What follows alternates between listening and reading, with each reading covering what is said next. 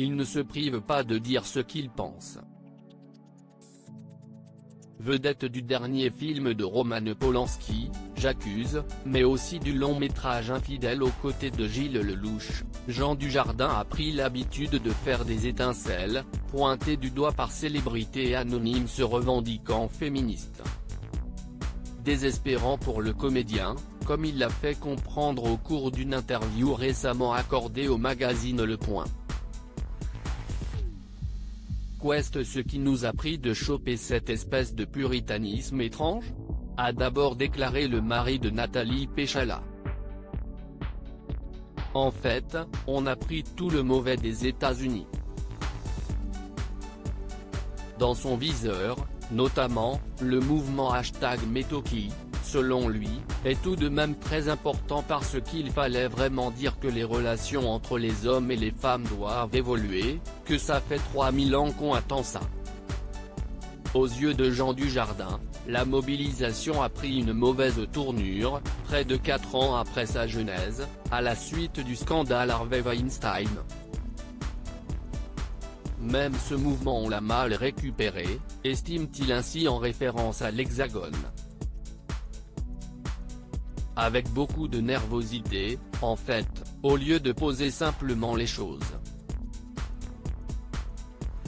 Il ne souhaite que renouer avec l'ironie française, loin des mœurs des États-Unis, là où le féminisme pur et dur a pris de l'ampleur au fil des années.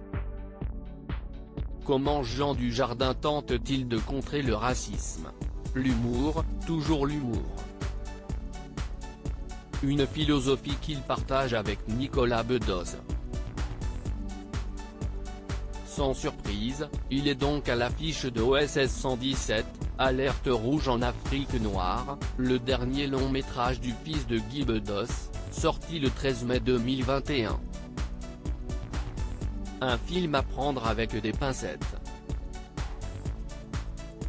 On est au-delà du second degré, on est au troisième, prévient Jean Dujardin, toujours dans les colonnes du Point. Le racisme est en creux, tout au long du film, mais on se moque du racisme, du fumet un peu rance qu'on sent parfois en France, a-t-il poursuivi. Et comment le comédien et le réalisateur ont-ils décidé de se moquer de la discrimination raciale ? En montrant les racistes qui prennent conscience de leur racisme, qui en font trop, et qui en deviennent ridicules. Reste à savoir si, en plein mouvement Black Lives Matter qui a connu un souffle nouveau après la mort de George Floyd, entre autres, la démarche saura convaincre.